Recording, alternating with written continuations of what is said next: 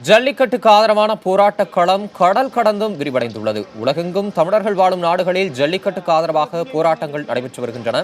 அந்த வகையில் பிரிட்டன் தலைநகர் லண்டனில் இந்திய தூதரக அலுவலகம் முன்பாக திரண்ட இங்கிலாந்து வாழ் தமிழர்கள் ஜல்லிக்கட்டுக்கு ஆதரவாக ஆர்ப்பாட்டத்தில் ஈடுபட்டனர். ஜல்லிக்கட்டுக்கு ஆதரவான போஸ்டர்களை கைகளில் ஏந்தி நின்ற தமிழர்கள் இந்த விவகாரத்தில் இந்திய அரசு உரிய நடவடிக்கை எடுக்க வேண்டும் என கோரிக்கை விடுத்தனர். தமிழர்கள் பாரம்பரியம் அழிவதை எக்காரணம் கொண்டும் ஏற்க முடியாது என்று கூறிய அவர்கள் இதற்காக உலகின் எந்த பகுதியில் இருந்தாலும் குரல் கொடுப்போம் என்று உறுதிபட தெரிவித்தனர்.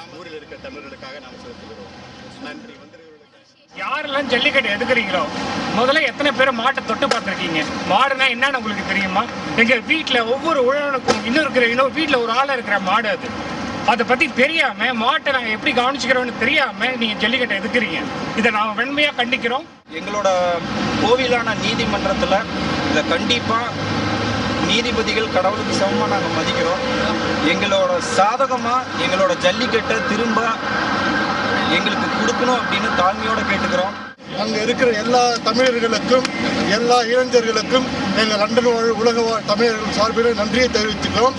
உங்கள் சார்பில் நாங்கள் என்றென்றுக்கும் உங்களுக்காக ஆதரவாக இருக்கிறோம். மாநில அரசும் மத்திய அரசும் தமிழர்களுடைய உணர்வுகளை புரிஞ்சுக்கிட்டு இந்த ஜல்லிக்கட்டு நடத்துறதுக்கு ஒரு அவசர சட்டத்தை பிறப்பித்து தமிழர்கள் எல்லாத்தையும் மகிழ்விக்குமாறு கேட்டுக்கொள்கிறோம்.